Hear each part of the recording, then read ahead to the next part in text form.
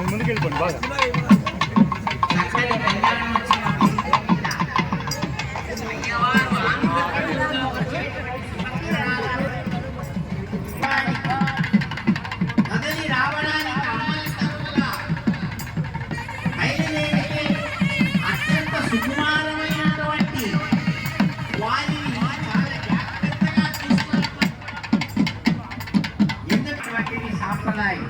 అందుకని ఆ మాటతో ఆనాడు కళ్యాణాన్ని నిర్వహించడము అనేటువంటిది తిరుమల గిరిలో ప్రారంభించారు.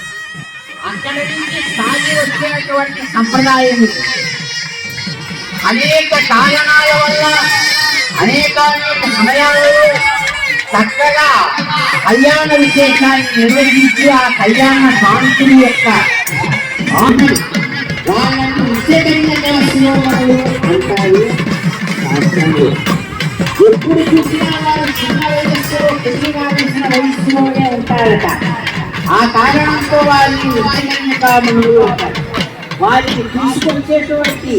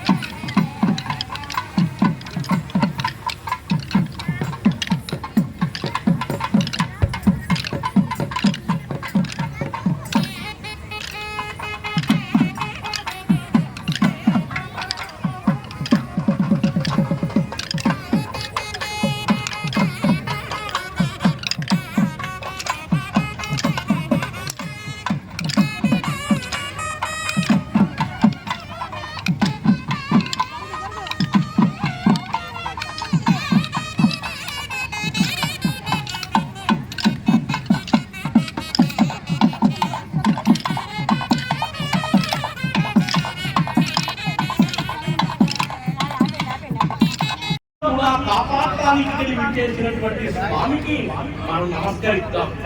అత్యంత బృహత్తరంగా, మహత్తరంగా, విశేషంగా, వైభవంగా జరుగుతున్నటువంటి ఈ కళ్యాణోత్సవ ప్రభలో మనమంతా కూడా పాల్గొనాలి.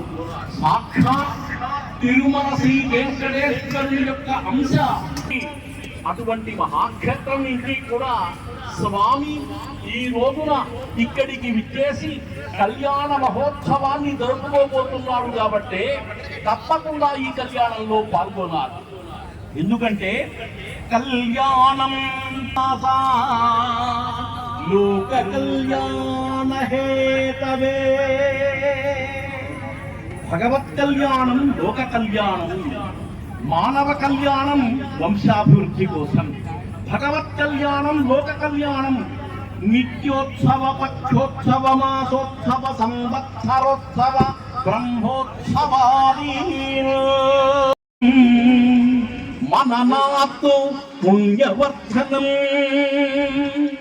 మననం చేయటం వల్ల పుణ్యం వర్ధనమవుతుంది. పాపం పోతే గాని పుణ్యం రాదు. అందువల్ల మననము చేయటం వల్ల పుణ్యం వర్ధనమవుతుంది. స్వధ్యానాత్తు, అన్నిటికంటే ధ్యానం చాలా గొప్పది. ఎందుకంటే ధ్యానం ధ్యానం అన్నారు. అందువల్ల స్వధ్యానాత్తు సిద్ధిదం ప్రోక్తం. సిద్ధి అంటే ఏమిటండి? మనం కోరినటువంటి కోరిక నెరవేరటం. చూడండి, లక్షలాది మంది కొండకు వెళుతుంటారు, లక్షలాది మంది స్వామిని చూస్తుంటారు. ఎంతో మంది స్వామి వారి యొక్క అనుగ్రహం కోసం. ఎందుకంటే పాపములు పోగొట్టేటువంటి కొండ. ఆ కొండకెళ్ళాలంటే దూరంగా వెళ్ళాలి. సాగర సంగమంలో ఉండేటువంటి గోపిపురం క్షేత్రానికి వెళ్ళామనుకుంటే స్వామి అక్కడే ఉన్నట్టుగానే ఉండాలి. అనేక సేవలతో, క్రమలతో